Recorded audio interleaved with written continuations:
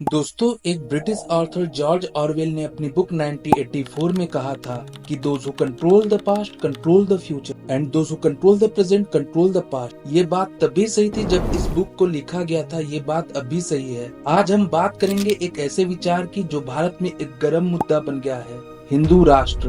दोस्तों, आज के समय रूलिंग बीजेपी सरकार पर काफी लोग एलिगेशन लगाते हैं कि वो अपने हिंदू राष्ट्र के एजेंडे को आगे बढ़ाने के लिए इतिहास को मैनिपुलेट कर रही है। और हिंदू राष्ट्र का विचार इतना पॉपुलर हो गया है कि कई हिंदू मेजॉरिटी के लोग, चाहे वो बच्चे हों, जवान हों, बूढ़े हों या धर्मगुरु, सभी हिंदू राष्ट्र की मांग कर रहे हैं। पहले आप ये वीडियोस देखिए। सनातन धर्म का मुद्दा हिंदू राष्ट्र है, इसलिए हम कहते हैं हिंदुस्तान हिंदू राष्ट्र है। तो भारत हिंदू राष्ट्र है। हिंदू राष्ट्र है। इस राष्ट्र को हिंदू राष्ट्र होना ही पड़ेगा। भारत को हिंदू राष्ट्र बनाना ही आवश्यक है। संविधान में परिवर्तन होगा, धर्मनिरपेक्ष शब्द हटाया जाएगा, हिंदू राष्ट्र घोषित किया जाएगा। जब हिंदू राष्ट्र हो जाएगा तब कितना आनंद आएगा। दोस्तों, इस हिंदू राष्ट्र के डिमांड से 3 सवाल उठते हैं। पहला सवाल, हिंदू राष्ट्र बनाने का फायदा किसको होगा, हिंदुओं को, मुसलमानों को या इन नेताओं को? दूसरा सवाल, हिंदू राष्ट्र के साथ नया भारत कैसा दिखेगा, इसका फ्यूचर क्या होगा, क्या यह बदलाव भारत को तोड़ देगा या मजबूत करेगा? तीसरा सवाल, क्या भारत वास्तविकता में हिंदू राष्ट्र बन सकता है या नहीं? इन सभी सवालों का जवाब हम आज की वीडियो में जानेंगे। नमस्कार दोस्तों, मेरा नाम है मुकेश और आपका मेरे चैनल डीप माइंड के पहले एपिसोड में स्वागत है। इतिहास से ना सीखने वाले खुद इतिहास बन जाते हैं। दोस्तों, चाणक्य ने कहा था, दूसरों की गलतियों से सीखो, अगर अपने ही ऊपर गलतियों का प्रयोग करके सीखोगे तो उम्र कम पड़ जाएगी। तो क्यों ना हम श्रीलंका के केस स्टडी करें, जहां एक देश ने अपने ही लोगों के बीच धर्म और भाषाई नफरती बयानबाजी की वजह से क्या क्या झेला। श्रीलंका की केस स्टडी हम सब के लिए एक सबक हो सकती है। तो चलिए श्रीलंका की तरफ। दोस्तों, श्रीलंका में भाषाई आधार पर 2 मेजर्स ग्रुप्स हैं। पहले हैं तमिल भाषी लोग, जो श्रीलंका के नॉर्थ हिस्से में है, जिनकी आबादी 17% है। दूसरे हैं सिंगलीज, जो श्रीलंका के मूल निवासी हैं और इनकी आबादी 83% है और ये सिंगलीज भाषा बोलते हैं। ज्यादातर लोग श्रीलंका के साउथ हिस्से में रहते हैं। On a goodwill visit to Ceylon, the cruiser Norfolk joins in the Crown Colony's independence celebrations. दोस्तों, श्रीलंका जब 1948 में ब्रिटिशर्स से आजाद हुआ तो वहाँ की सरकार ने भी पोलराइजेशन का यूज करके सिंगलीज बहुमत वाली सरकार बनाई और सिंगलीज बहुमत वाली सरकार ने तमिलों का शोषण करना स्टार्ट कर दिया। उनके voting rights, education, freedom of speech का हनन करना शुरू कर दिया। इसका नतीजा क्या हुआ? तमिल भाषी लोगों ने प्रोटेस्ट करना शुरू कर दिया और प्रभाकरन के नेतृत्व में तमिल एलम नाम के ग्रुप का गठन हुआ।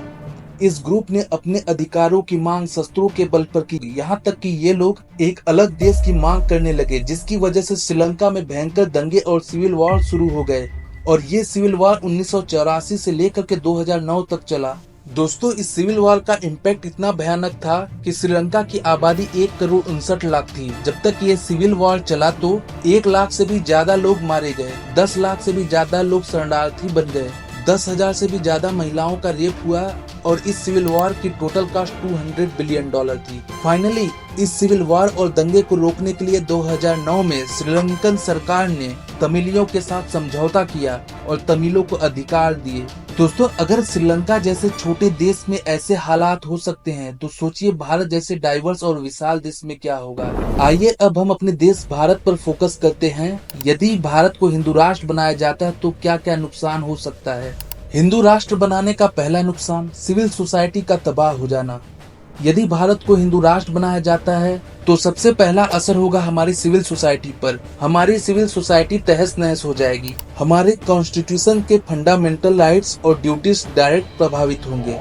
आज के समय भारत में अभी 20 करोड़ से ज्यादा मुस्लिम्स हैं, वहीं 110 करोड़ से ज्यादा हिंदूज हैं। यदि भारत को हिंदू राष्ट्र बनाते हैं और माइनॉरिटीज को अधिकार नहीं देते हैं या उनके अधिकारों को इग्नोर किया गया तो अलग अलग क्षेत्र में सेपरेटिस्ट ग्रुप श्रीलंका के तमिल एलम जैसे खड़े हो सकते हैं और भारत के शहरों से लेकर गांवों तक दंगे और सिविल वॉर शुरू हो सकते हैं। श्रीलंका की तरह लाखों करोड़ों लोग मारे जा सकते हैं और उतने ही शरणार्थी और बेघर हो सकते हैं। और जैसा हर जंग में सबसे बड़ा बोझ महिलाएं उठाती हैं, वैसे ही यहाँ भी होगा। लाखों महिलाएं रेप और वायलेंस का शिकार बनेंगी।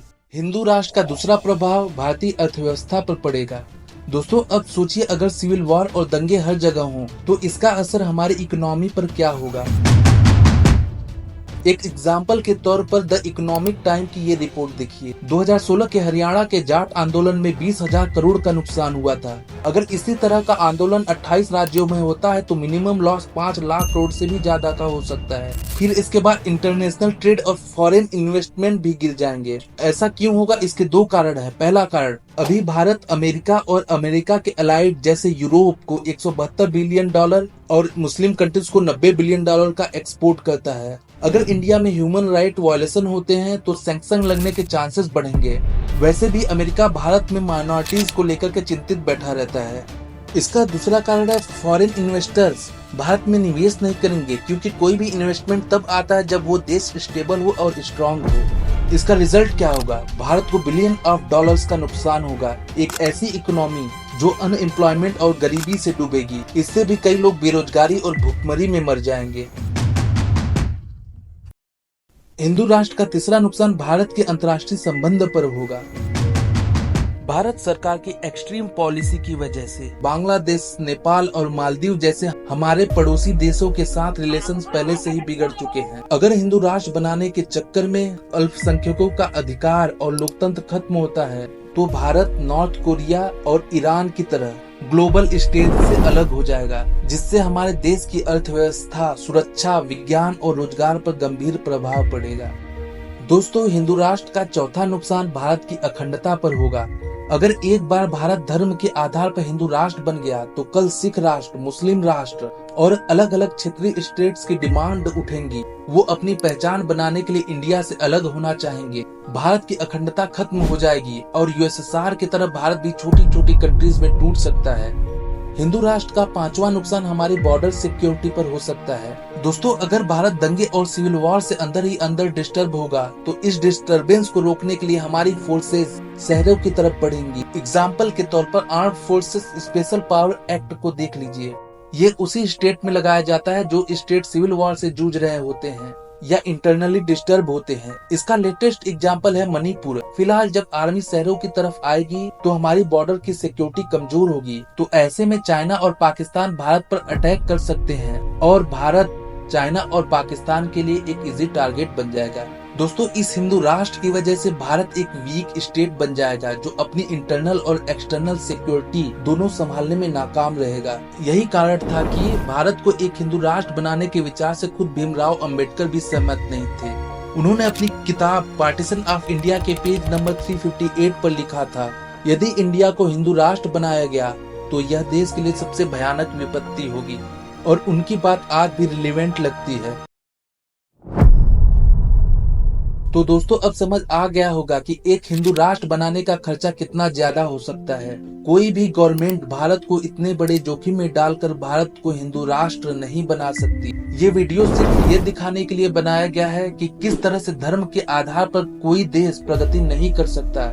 आज आप देख सकते हैं पाकिस्तान जैसे देशों का हाल, जो एक इस्लामिक स्टेट बनने के बावजूद इकोनॉमिक और पॉलिटिकल क्राइसिस में है। अगर भारत को 1947 के टाइमलाइन पर वापस ले जाना है तो हिंदू राष्ट्र का सपना देखिए, पर अगर एकता और प्रगति चाहिए तो हम सबको मिलकर कॉन्स्टिट्यूशन और सेकुलरिज्म की रक्षा करनी होगी। आपको क्या लगता है, क्या भारत को हिंदू राष्ट्र बनाने की जरूरत है या हमें अपनी यूनिटी और डेमोक्रेसी को बनाए रखना चाहिए? कमेंट करके अपनी राय बताएं। और अगर ये वीडियो आपको पसंद आई हो तो लाइक एंड सब्सक्राइब जरूर करें, क्योंकि ये सोच बदलने का वक्त है। जय हिंद।